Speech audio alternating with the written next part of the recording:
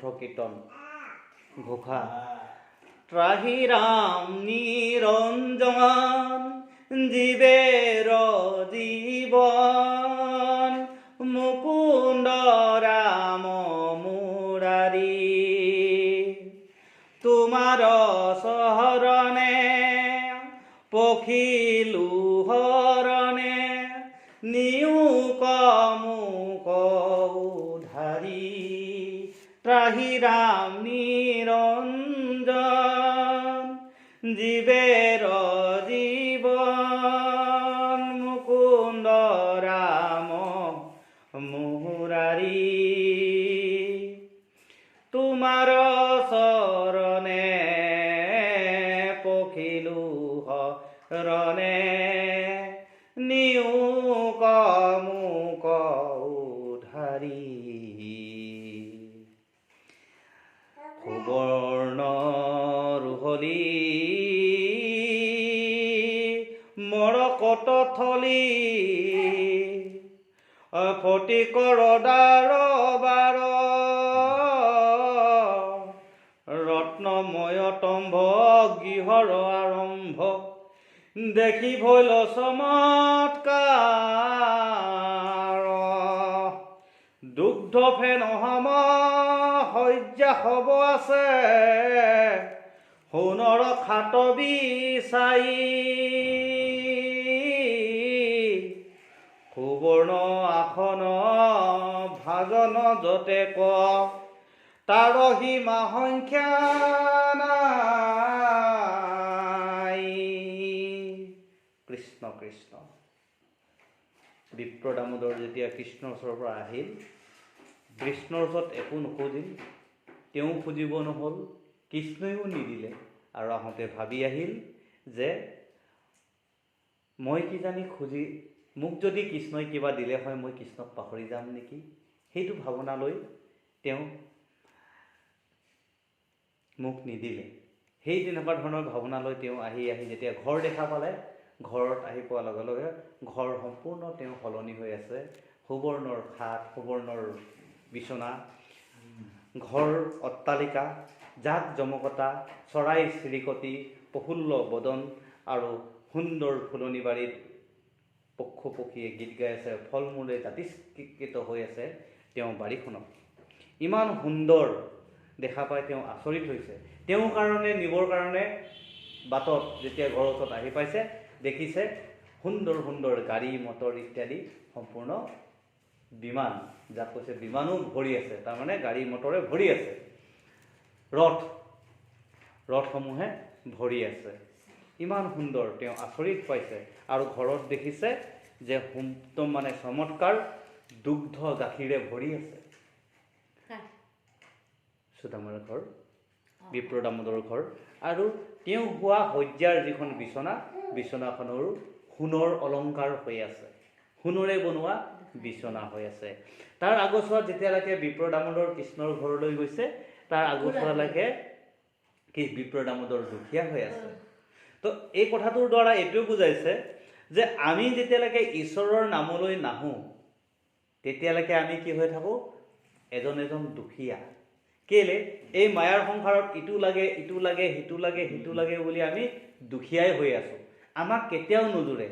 যিদিনাই আমি ঈশ্বৰৰ ওচৰত শৰণ লওঁ, ঈশ্বৰৰ ওচৰলৈ আহিম, ঈশ্বৰৰ ওচৰত আমাৰ এই চাৰি মুঠি বস্তু আমি যেতিয়া দিম, গুৰু দেও নাম ভকত, এই চাৰিমুঠি ভাৱনা আমি যেতিয়া ঈশ্বৰৰ ওচৰত আমি অৰ্পণ কৰিম, তেতিয়া ঈশ্বৰে আমাক সম্পূৰ্ণৰূপে লালন পালন কৰে। ঈশ্বৰৰ যেতিয়া আমি নাম যেতিয়া আমি পাম, সেইদিন ধৰি আমাৰ ওচৰত মায়া মোহ ইত্যাদি ভাৱনাবোৰ নাথাকে, আমাৰ মনটো ধনী হয়। সেইকাৰণে নামঘোষাত মাধৱদেৱে লিখিছিলে, নহয় জানো?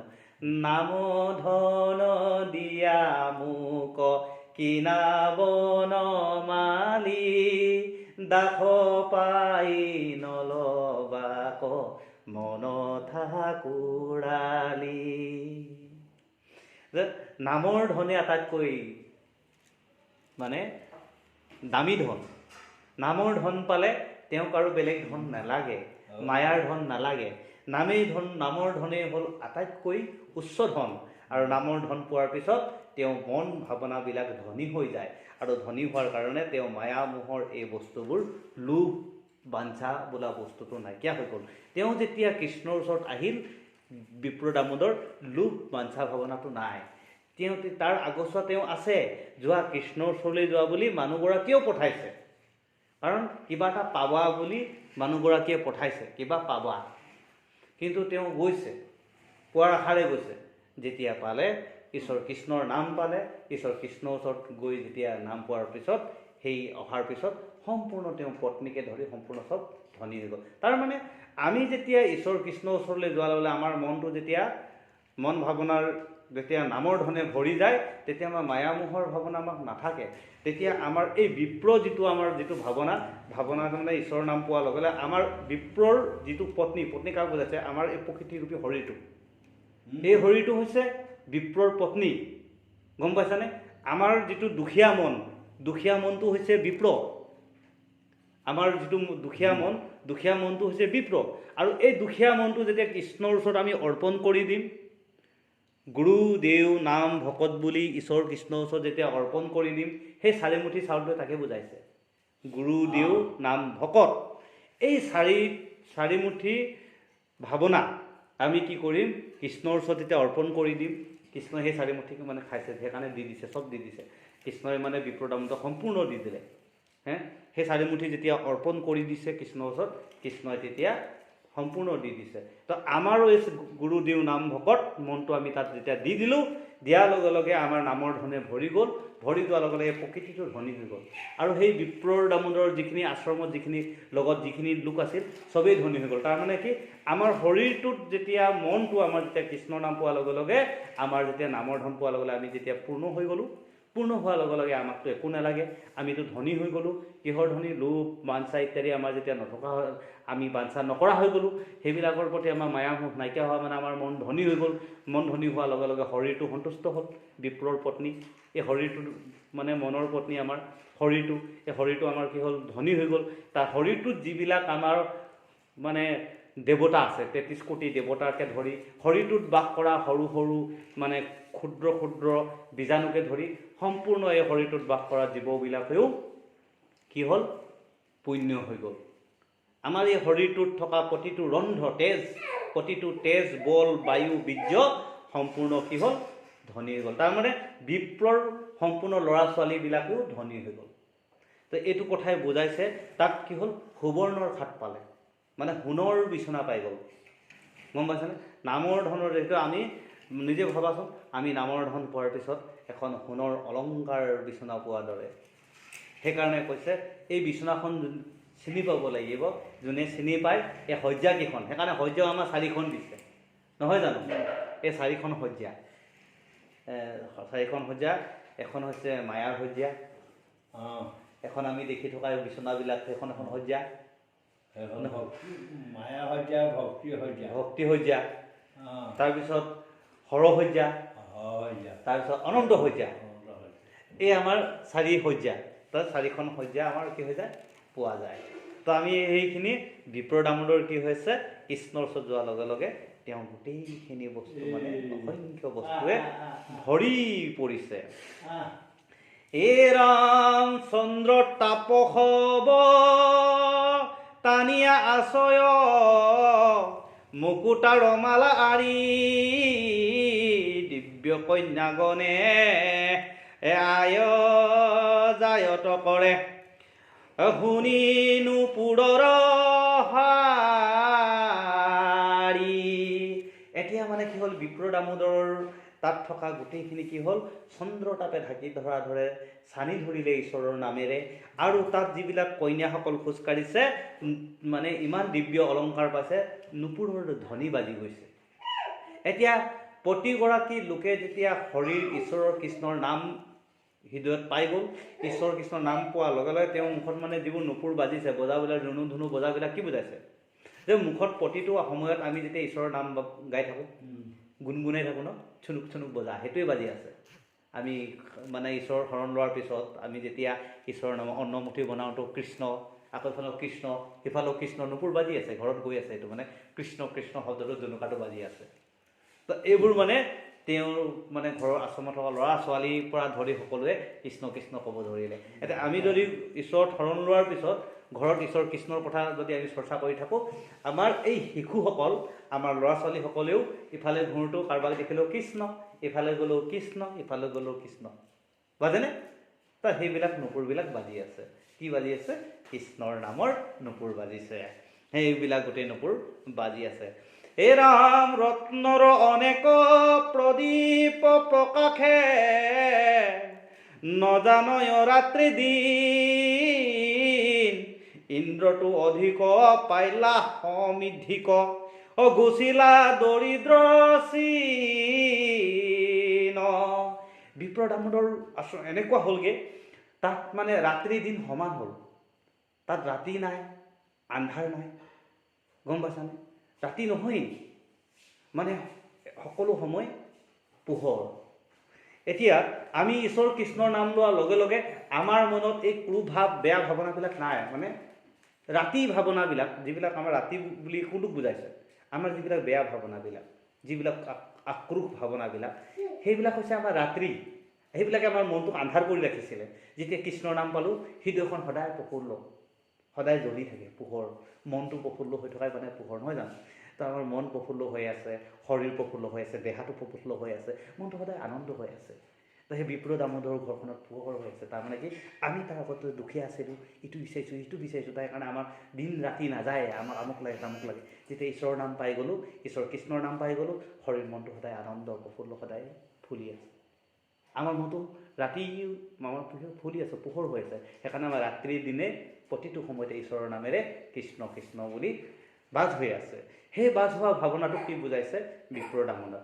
এই বস্তুটোকে আমাক বুজাব বিচাৰিছে যে যি ঈশ্বৰৰ নামৰ, যি শৰণ লৈ ঈশ্বৰৰ নামৰ কৃপা হয়, তেওঁলোকৰ ঘৰত সদায় এই পোহৰে জিলিকি থাকে। এ ৰাম কৃষ্ণকে কৃপা বুলন্ত ব্ৰাহ্মণে, আতনা হিয়ান হেতু ভকতৰ অল্প বস্তুক নিস্তাৰ, বস্তুক বিস্তাৰ, অকৰন্ত গৰুৰ কেতু। এতিয়া কৃষ্ণ, এই সকলো কথা কৃষ্ণৰ কাৰণেই এইবিলাক হৈছে। এতিয়া আমি যেতিয়া কৃষ্ণ শৰণ ল'লোঁ বা হেৰি কৰিলোঁ, ঈশ্বৰৰ নাম ল'লোঁ, তেতিয়াৰ পৰা আমাৰ কি হ'ল, মন ভাৱনাবিলাক ভাল হৈ যোৱাৰ লগে লগে প্ৰফুল্ল হয়। যেতিয়া যেন লাগে, যেতিয়া ঈশ্বৰৰ শৰণ লোৱাৰ পিছত মন ভাৱনাবিলাক ভাল হৈ যায় নহয়, সেইখিনি কি হয়, সকলো কোনে কৰিছে? আমি কৃষ্ণৰ নামত নোযোৱা আগত আমাৰ এইটো নাছিলে। এতিয়া আমি কৃষ্ণৰ নামত যোৱাৰ কাৰণে, সেইকাৰণে কৃষ্ণই সকলো কাম কৰিছে। আৰু এই গৰুৰ কেতুৱে আমাক কি কৰিছে? তেওঁ আমাৰ পৰা অলপমানহে লৈছিলে। কায় বাক্য মনে আমি যেতিয়া শৰণ ল'লোঁ, আমি কায় বাক্য মন যেতিয়া অৰ্পণ কৰিলোঁ, আমি অলপমানহে অৰ্পণ কৰিছিলোঁ তেওঁৰ ওচৰত। তেওঁ গোটেইখিনি কি হ'ল, আমাক তেওঁ ইমান দিলে, গোটেই জীৱনটোৰ কাৰণে আমাক, আমি অলপমান সময়ৰ কাৰণেহে ঈশ্বৰৰ ওচৰত শৰণ ল'লোগৈ। গোটেই জীৱনটোৰ কাৰণে আমাৰ মুক্তিৰ পথ দেখাই দিলে। গোটেই জীৱনটোৰ কাৰণে আমাৰ কি হ'ল, লোভ বাঞ্ছা ইত্যাদিৰ পৰা আমাক আঁতৰাই দিলে। আমি প্ৰফুল্ল হৈ গ'লোঁ। তো কৃষ্ণই সেইটোকে বুজাইছে যে আমি কৃষ্ণক অলপ বস্তু দিছিলোঁ, কৃষ্ণ কিন্তু সেই দুখীয়াৰ পৰা অলপমান বস্তু লোৱাৰ পিছত সেইখিনি কি কৰিছে? বিস্তাৰৰূপে ধেই কৰি দিলে। আৰু কেতিয়া কৰিছে কৃষ্ণই? যেতিয়া দ্ৰৌপদীয়ে, যে কৃষ্ণই শিশুপালক যেতিয়া বধ কৰিছিল, তেতিয়া কৃষ্ণৰ কি হৈছিলে? সুদৰ্শন চক্ৰখনে কৃষ্ণৰ হাতখন কাটিছিলে শিশুপালক বধ কৰাৰ সময়ত। তেতিয়া কি হ'ল? কৃষ্ণৰ হাতৰ পৰা যেতিয়া তেজ ওলাইছিল, তেতিয়া দ্ৰৌপদীয়ে কি কৰিছে? নিজৰ বস্ত্ৰৰ মানে অলপ ওপৰৰ অংশ ফালি কৃষ্ণক বান্ধি দিছিলে, গম পাইছেনে? তো সেই অকণমান বস্ত্ৰ বান্ধি দিয়াৰ কাৰণে কৃষ্ণই দ্ৰৌপদীক স্বয়ংভৰত কিমান কাপোৰ দিলে? ইমান কাপোৰ দিলে, দুৰ্যোধন দুঃশাসনহঁতে স্বয়ংভৰত গোটেই খুলিবই নোৱাৰিলে। টানি কাপোৰ শেষ কৰিব নোৱাৰিলে, হয়নে? গোটেই শেষত কি হৈছে? দুৰ্যোধন, দুঃশাসন, ধৃতৰাষ্ট্ৰ সকলোৰে, কৰ্ণ চৰ্ণ সকলোৰে শৰীৰৰ বস্ত্ৰ সলকি গৈছে, নিজে সলকি গৈছে, কিন্তু দ্ৰৌপদীৰ বস্ত্ৰ সলকাব নোৱাৰিলে। অকণমান দ্ৰৌপদীয়ে অকণমান শাৰীৰ এটা চুক ফালি দিওঁতেই কৃষ্ণই কিমান কৰিছে। সুদামাই মাত্ৰ সেই দুখীয়া বামুণে চাৰিমুঠি অন্ন কৃষ্ণক অৰ্পণ কৰি দিলে ইমানখিনি কৃষ্ণই কৰিলে, নহয় জানো? আমি কৃষ্ণৰ নামত অলপ এটা সময় আমি উলিয়াব পৰা নাই, যি কৃষ্ণই আমাক এই বিশ্বব্ৰহ্মাণ্ডৰ যিকোনো ঠাইত থাকিবলৈ সময় দিছে। আৰু আমি সেই ঈশ্বৰৰ নামত অলপ সময় আমি সন্ধিয়া সময়কণো ঈশ্বৰৰ নামত দিব নোৱাৰোঁ। আৰু বৰঞ্চ কি কৰোঁ, এই ঈশ্বৰৰ নামকে লৈ আমি কি হয় ৰাজনীতি কৰি কিবা কিবি কৰি ঈশ্বৰৰ নাম আমি ভাই মাজত কাজিয়া কৰোঁ। কিন্তু ঈশ্বৰে আমাক ক'তো মানে কাজিয়া লাগিবলৈ কোৱা নাই, নহয় জানো? তো ঈশ্বৰে ইমানখিনি অলপ বস্তু আমি দিব লাগে। ঈশ্বৰক আমি অলপ সময়, দিনটোত অলপ সময় দিব লাগে, কিন্তু আমি দিবলৈ আমাৰ সময় নাই। কিন্তু ৰেষ্টুৰেণ্ট, বাৰ ইত্যাদিত বহিবলৈ আমাৰ সময় আছে সন্ধিয়া সময়ত, কিন্তু নামঘৰত হৰিনাম ল'বলৈ অলপ সময় আমাৰ সময় নাই, 1 মিনিট সময় নাইকিয়া হৈ গ'ল। আমাৰ ভাবিলে আচৰিত নহয় জানো? কিন্তু এই বিপ্ৰ দামোদৰ উপাখ্যানটোৰ পৰা আমাক কিমান ডাঙৰ কথা বুজাইছে। ইমান অকণমান 4 মুঠি চাউল মাত্ৰ লৈ গ'ল, আৰু 4 মুঠিৰ চাউলত বিপ্ৰ দামোদৰ সমস্ত গোটেই জীৱন কি কৰিছে, প্ৰফুল্ল কৰি দিলে। আজি আমি এই 4 মুঠি মন কৃষ্ণৰ নামত অৰ্পণ কৰি দিলোঁ, কায় বাক্য মন শৰীৰটো অৰ্পণ কৰি দিলোঁ, গুৰু দেৱ নাম ভকত বুলি কৃষ্ণক অৰ্পণ কৰি দিলোঁ। তেওঁৱেই গুৰু, তেওঁৱেই দেৱ, তেওঁৱেই নাম, তেওঁৱেই ভকত, সেই বুলি যেতিয়া অৰ্পণ কৰি দিলোঁ, সেইকণহে আমি অৰ্পণ কৰিব লাগে। কিন্তু গোটেই জীৱনটোৰ কাৰণে তেওঁক ধনেৰে পূৰ্ণ তুষ্টি কৰি দিলে, পৰম তুষ্টি কৰি দিলে। এৰাং তাহান চৰণে সৌন্দৰ্য সখিত, মিত্ৰ ভাৱ অনুগোচক, জন্মে জন্মে মই তাহান দাস হৈবো, অমুক মোহে নলংঘ। এতিয়া চোৱা, ইমান পৃথিৱীত বন্ধু হ'ব লাগে কৃষ্ণৰ দৰে, কৰ্ণৰ দৰে। কৃষ্ণই যিটো কৰিম বুলি ক'লে কৰি দিলে। অৰ্জুনক মহাভাৰতৰ যুদ্ধত জিকাই দিলে, নহয় জানো? তেওঁ গোটেই অক্ষৌহিণী সেনা দি দিলে, কিন্তু কৃষ্ণই কি কৰিছে, অৰ্জুনক মহাভাৰতৰ যুদ্ধত জিকাই দিলে। কৰ্ণই কি কৰিছে, মৃত্যুৰ আগমুহূৰ্তলৈকে মই থকালৈকে দুৰ্যোধন মৰিব নিদিওঁ, হয়নে? ইমানখিনি ত্যাগ কৃষ্ণই কি কৰিছে, এই কৃষ্ণৰ অলপমান যিসকলে কৃষ্ণৰ নামত অৰ্পণ কৰিছে, তেওঁক অজস্ৰ সম্পত্তি দি দিছে, বিপ্ৰ দামোদৰ দি দিছে। বিপ্ৰ দামোদৰে এটা সময়ত কি কৰিছে, দুখীয়া বামুণী এজন, সেই বামুণীৰ ঘৰত এজন ভিক্ষাৰী আহিছিল, তাই অন্ন খাই থকা সময়ত নিদিলে। তো সেই অন্নখিনি কি কৰিলে, যোনে খাব সিয়ে দুখীয়া হ'ব বুলি অন্নখিনি সেই কি কয় ভিক্ষাৰীজনে খাও দিলে। তো এই অন্নখিনি কি কৰিলে, বামুণীজনীয়ে যে নিজৰ পুতেকহঁতে খালে মানে যে দুখীয়া হ'ব, সেইকাৰণে কি কৰিলে, অন্নখিনি কৃষ্ণহঁতে খাব বুলি অন্নখিনি বান্ধি হাবিত যেতিয়া খৰি কাটিবলৈ গৈছিলে দি পঠালে। এই কথাটো বিপ্ৰই গম পালে। ভাবা বন্ধু, চোৱা প্ৰকৃত বন্ধু কেনেকুৱা। কিন্তু আজি তেনেকুৱা বন্ধু কি হ'ল, এই আধা বাটতে তোমাক এৰি থৈ সি পলাব ক'ৰবাত বিপদ হ'লে, বন্ধুৱে বন্ধুক বচাই নাহে। কিন্তু কৃষ্ণ এনেকুৱা এজন বন্ধু, সি সহায় কৰিব। গতিকে ঈশ্বৰৰ নামত যদি আমি থাকোঁ, ঈশ্বৰৰ নামে আমাক সহায় কৰিব। এই বিপ্ৰ দামোদৰে এই কথাখিনি শুনিছিলে। তেতিয়া এই গছৰ মানে খৰি কাটি থাকোঁতে যেতিয়া ৰাতি হ'ল, আন্ধাৰ হ'ল, তেতিয়া সেই 4 মুঠি চিৰা কি কৰিলে, তেতিয়া বামুণীয়ে দিয়া অন্নখিনি বিপ্ৰ দামোদৰে কৃষ্ণ বলৰাম দুখীয়া হ'ব বুলি সি খাই দিলে। সেইকাৰণে বিপ্ৰ দামোদৰ গোটেই জীৱন দুখীয়া হৈ থাকিব লগা হৈছে। আৰু সেই কথাটো যে, সেইখিনি কৰ্ম কৃষ্ণই কথাটো জানে। বন্ধুৱেকৰ কাৰণে, বন্ধুৱেকৰ জীৱনটো অনিষ্ট হ'ব বুলিয়ে কি কৰিলে, বন্ধুৱেকৰ জীৱনটো ৰক্ষা কৰিলে, বচালে বিপ্ৰ দামোদৰে, গম পাইছানে? আৰু বিপ্ৰ দামোদৰ কৃষ্ণই শেষত অজস্ৰ সম্পত্তি দিলে। সেইকাৰণে আমি কি কৰিব লাগে, কৃষ্ণৰ নামত আমি অলপমানেই দিওঁ, কৃষ্ণই আমাক অজস্ৰ দিব, গম পাইছানে? আমি ঈশ্বৰৰ নামত অলপমান দিব লাগে। নাম সন্ধিয়া হওক, যেতিয়া আমি সময় পাওঁ, দিনটো যেতিয়া পাওঁ, ঈশ্বৰৰ নামত শৰণ ল'লেই হ'ল। কায় বাক্য মনেৰে ঈশ্বৰৰ নামত আমি অৰ্পণ কৰি ঈশ্বৰৰ নাম ল'লেই হ'ল, আৰু ঈশ্বৰে ভকতক সদায় ৰক্ষা কৰি থাকে। এ ৰাম এহি বুলি দিজে ভুঞ্জিলা পৰম ভাগ্যক পত্নী সহিত কিছু কিছু কৰি বিষয় এৰন্ত কৃষ্ণত অৰ্পিয়াছি সেইদিন ধৰি বিপ্ৰ দামোদৰে কৃষ্ণতেই চিত্ত কি কৰিছে অৰ্পণ কৰিছে। তেওঁ আগতেই আছে কৃষ্ণৰ নামত। আমি কি হ'ল সেই দুখীয়া ভাৱটো এইবিলাক আমি কৃষ্ণৰ নামত যেতিয়া আমি অৰ্পণ কৰি দিম তেতিয়া আমাৰ মনত এই ভাৱটো নাথাকে। তেওঁ আৰু দুখীয়া নহয়, আৰু তেওঁ আৰু মায়ামোহৰ আগলৈ নাযায় আৰু মোক লাগে আৰু এটা বস্তু লাগে কিবা লাগে, সেই ভাৱনাটো তেওঁ নাই। তেওঁ শেষ, মায়াৰ জীৱন শেষ কৰিলে। সেইদিন ধৰি তেওঁ প্ৰফুল্ল হৈ আহিলে। হে ৰাম অতিজ বিষ্ণুক ভকতে যিজনে জানি দিজ দামোদৰ একচিত্ত মনে কৃষ্ণৰ চৰণে ভৈলন্ত ধ্যানত পৰ। সেইদিন ধৰি বিপ্ৰৰ দামোদৰ কি হৈছে? এক ধ্যান হ'ল, একচিত্ত হ'ল, ঈশ্বৰৰ নামত একচিত্ত হ'ল। আমিও মানে সেইকাৰণে কৈছে শৰণ লোৱাৰ পিছত এজন মানুহে আকৌ এই ৰছী বান্ধিবৰ কাৰণে হাতত কিবা আমাৰ ৰছীডাল বান্ধো, আকৌ ক'ৰবাত কিবা এটা কৰোঁ, সেইটো কৰিব নালাগে। আমাৰ অসমীয়া সমাজৰ নামঘৰৰ যিটো শৰণ লয়, গম পাইছানে? শৰণটো এনেকুৱা এটা বস্তু আমাৰ অসমীয়া সমাজৰ কাৰণে, অসমীয়া নামঘৰত সম্পূৰ্ণ দেৱ দেৱতা পূজা কৰি য'তে ত'তে ৰছী চছী বান্ধি থকা যে, ইমানখিনি ৰছী যিবোৰ বান্ধি যিটো ফল পায়, তাতোতকৈ গুণতকৈ গুণ, বহুত গুণৰ বেছি বস্তু ফল আমাৰ শৰণত পায়, আমাৰ নামঘৰত পায়। গুৰুজনাই দি থৈ গৈছে, কিন্তু আমি অসমীয়া মানুহে ল'ব জনা নাই, তাক ব্যৱহাৰ কৰিব জনা নাই।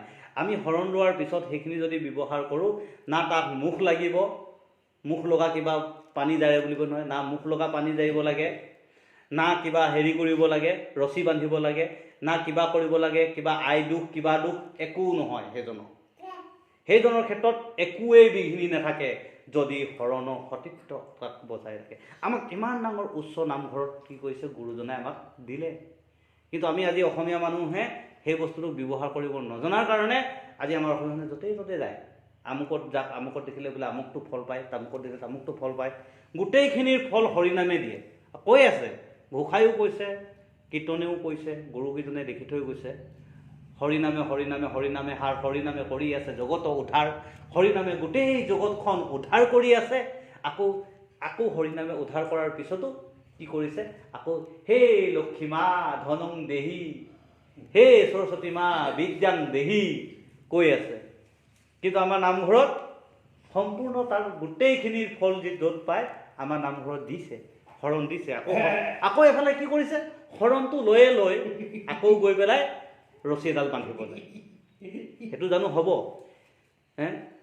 প্ৰধানমন্ত্ৰী যেতিয়া চিটত বহিলে, সেই চিটত মুখ্যমন্ত্ৰীয়ে গৈ বহিব নোৱাৰে। আমাৰ এই শৰীৰটো হৈছে এখন দেশ। এই দেশখনত, শৰীৰৰূপী দেশখনত আমি কৃষ্ণ হৰি নাম বুলি কৃষ্ণৰ নামৰ প্ৰধানমন্ত্ৰীজন বহুৱালোঁ। বহুৱাৰ পিছত আকৌ মহাদেৱ, আকৌ দুৰ্গা আৰু কিবা সেই ৰছী বান্ধিলে হ'ব জানো? কাম দিব? নিদিয়ে। অলৰেডি প্ৰধানমন্ত্ৰী এই চকীখনত, শৰীৰৰূপী চকীখনত প্ৰধানমন্ত্ৰী বহিয়ে আছে। এই শৰীৰৰূপী চকীখনত, এই দেশখনত প্ৰধানমন্ত্ৰী তেওঁ বহি আছে। কোন? স্বয়ং নাৰায়ণ, যি বৈকুণ্ঠপুৰী নাৰায়ণ হৰি নামত শৰণ লোৱাৰ পিছত আমাৰ ইয়াত বহিয়ে আছে। বহাৰ পিছত আৰু তাত আকৌ বেলেগ ক্ষুদ্ৰ দেৱতা বহাবলৈ গ'লে হ'ব জানো? তেওঁলোক নবহে কেতিয়াও, তেওঁলোকে কেতিয়াও নবহে। তেওঁলোক আহিব, আহি পেলাই প্ৰণাম প্ৰভু কৃষ্ণ বুলি কৈ আঁতৰি যাব। গম পাইছানে? আৰু কেনেকৈ এই তেওঁৱে আটাইতকৈ প্ৰধানমন্ত্ৰী বুলি কোৱা মানে তেওঁৱে কেনেকৈ শ্ৰেষ্ঠজন? নাৰায়ণ কি কাৰণে শ্ৰেষ্ঠ? কৃষ্ণ কি কাৰণে শ্ৰেষ্ঠ হ'ল?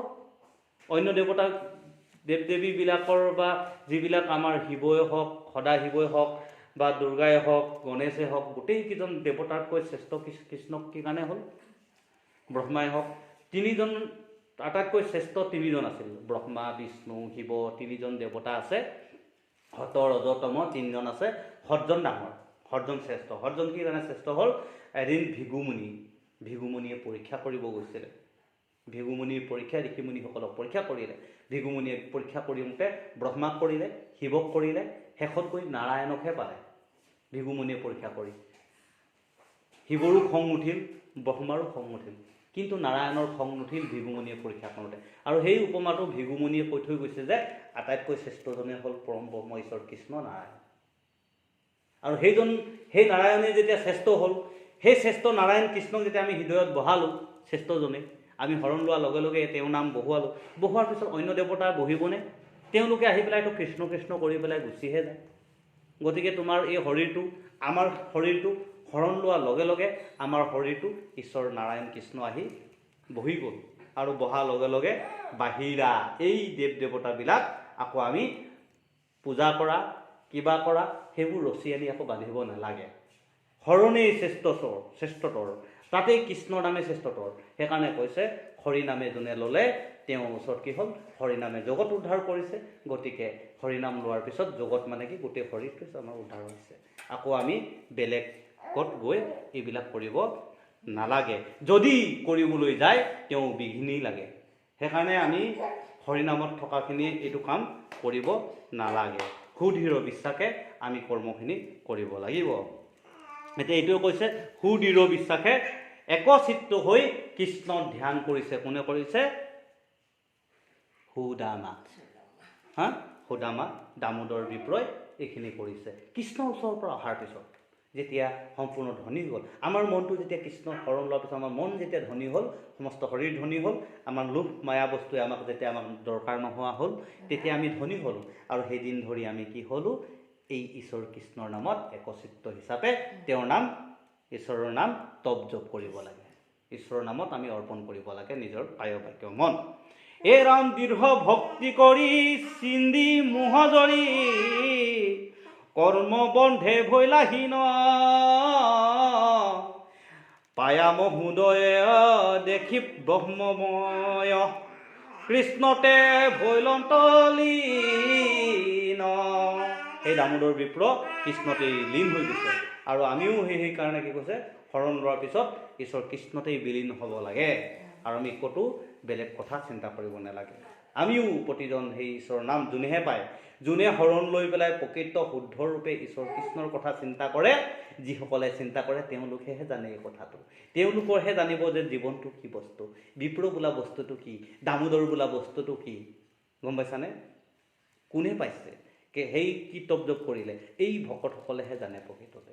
সেইকাৰণে কোৱা হৈছে যে আমি বিপ্ৰ আৰু দামোদৰ একান্ত চিত্ত হৈছে। আমি শৰণ লোৱাৰ পিছত একান্ত মানুহ এজন কেনেকুৱা হয়? আৰু তেওঁ যদি একান্ত হিচাপে নলয়, এনেই ওপৰে ওপৰে ল'লে, তেনেহ'লে শৰণ লৈ অন্য দেৱতা ভজে বুলি কয় নহয়। চিত্তে মাধৱদেৱে ঘোষাত কৈছে, বচনে কেৱল শৰণ লয়, চিত্তে আন দেৱক ভজয়। সেইসকলে যিসকলে আন দেৱতা ভজি আছে, এনেই বচনতহে শৰণ লৈ দেখুৱাইছে। গম পাইছানে? সেইসকলে এনেই বচনতহে লোৱা। কিন্তু চিত্তে যোনে ল'ব, তেওঁ কেতিয়াও আৰু বিপ্ৰ দামোদৰৰ দৰে কৃষ্ণৰ ওচৰত চাৰিমুঠি বস্তু অৰ্পণ কৰাৰ পিছত তেওঁ কি কৰিছে? একচিত্ত মনে কৃষ্ণতে আছে। আমিও কৃষ্ণতে একচিত্ত হ'ব লাগিব শৰণ লোৱাৰ পিছত। বাহিৰাত আকৌ ঘূৰি যাব নালাগে। পৰম পুৰুষ প্ৰভু নাৰায়ণ, ভকত যেন নিধি, তাহান চৰণে ভকতি কৰিলে, অৱশ্যে হৈবে কহিধি। কিমান ধুনীয়াকৈ গুৰুজনাই কৈ দিছে। পৰম প্ৰভু নাৰায়ণ, ভকতৰ তেওঁৱেই নিধি, আৰু সেইজনৰ ওচৰত ভকতি কৰিলে অৱশ্যে জীৱন আমাৰ সিদ্ধি হয়। আমি ঈশ্বৰ কৃষ্ণত শৰণ লোৱাৰ পিছত আমাৰ জীৱন সিদ্ধি হ'ব। আকৌ আমি কি কৰোঁ? জীৱন সিদ্ধি বিচাৰি আমি বেলেগ বেলেগ দেৱতা পূজা পাতল কৰি ঘূৰি ফুৰোঁ। এ ৰাম মাধৱৰ ইটো পবিত্ৰ কথা ক, শুনিবে যাহাৰ প্ৰবন্ধ, কৃষ্ণৰ চৰণে তাৰ ভক্তি বাঢ়ে, এৰাই সিটো কৰ্ম বন্ধ। সেইজনৰ কৰ্মবন্ধ চব ত্যাগ হয়, যিয়ে মাধৱ ঈশ্বৰ কৃষ্ণৰ কথা শুনিবৰ কাৰণে ইচ্ছা কৰে। তেওঁ আৰু মায়া মোহ নাথাকে। মায়া মোহ লিপ্সা ভাৱনা ইত্যাদিবোৰ হৈছে কৰ্মবন্ধ, নহয় জানো? সেই কৰ্মবন্ধৰ পৰা আমি কি হয়? আঁতৰিব পাৰোঁ, যিজনে সুদৃঢ় হিচাপে ভকতৰ ওচৰত ঈশ্বৰ কৃষ্ণৰ চৰণত যি ঈশ্বৰ কৃষ্ণৰ একান্ত চিত্তে চৰণে ভকতিৰ কথা পাতে, তেওঁ আৰু কৰ্মবন্ধন নাথাকে। ভনিল শংকৰে কৃষ্ণৰ কীৰ্তনে, কৰিও হবে সমাজে ইটো কলি যুগে আৰু গতি নাই হৰিৰ নামত ভাবাধে। শংকৰ গুৰুজনাই শেষত কৈছে যে এই কলি যুগত আৰু হৰি নামৰ বিনে আৰু তৰিবৰ কাৰণে আৰু তৰাৰ ৰাস্তা আৰু একো নাই। গতিকে হৰি নামেই এই কলিকালত তৰাৰ একমাত্ৰ পথ।